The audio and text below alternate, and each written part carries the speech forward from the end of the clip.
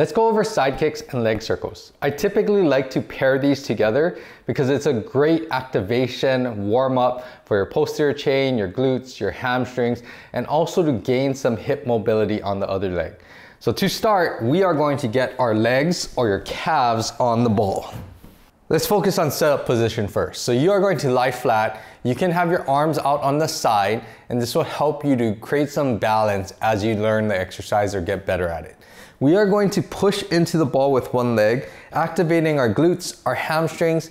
You want to make sure that you can support and balance on that one leg. So I'm balancing on my right leg right now, squeezing my glutes, squeezing my hamstrings, lifting my hips off the ground, keeping my core nice and tight. And I'm really using my glutes, hamstrings to stabilize. Not using too much back, and I'm just trying to be balanced. For the side kick motion, you are going to bring this leg out to the side.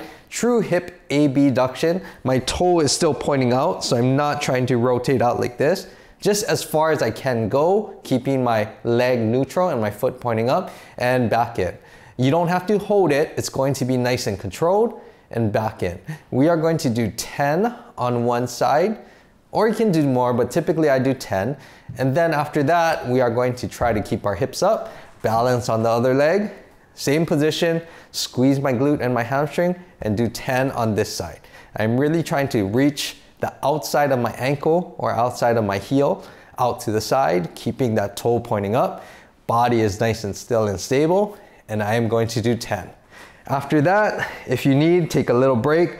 Same position now. It's just that one leg is going to be balancing on the ball, and we are going to do a big leg circle, trying to keep our knees straight and also trying to get as much range of motion through our hip that's doing the circle as possible. So again, same position, bridge up. I like to keep this toe, the leg that's on the ball, the toe pointing straight up to start. I am going to go right now in a clockwise motion with my left leg. So I'm going to cross the midline of my body, keeping my leg straight, reach, reach, reach. When I come back to center, notice that my leg rotates back to neutral, the leg on the ball, and I'm going to do 10 circles one way. So again, nice and big circles, keeping my hips nice and still, nice and controlled, and head looking straight up. After I do 10 one way, then I'm going to do 10 the other way. So reach out, cross the midline, and come back to center. Reach out, cross the midline, come back to center. I am doing nice and smooth. I'll do 10 in the other direction. Take a break when you need. Again, use that hip and that hamstring to really stabilize your body. After that, you will switch. I'm going to go across my body first, reach wide, and notice that I'm rotating my hips over, coming back to center, making nice big leg circles one way. Keep the head on the ground, and after that, go the other way, cross the midline, come back to neutral, nice big circles.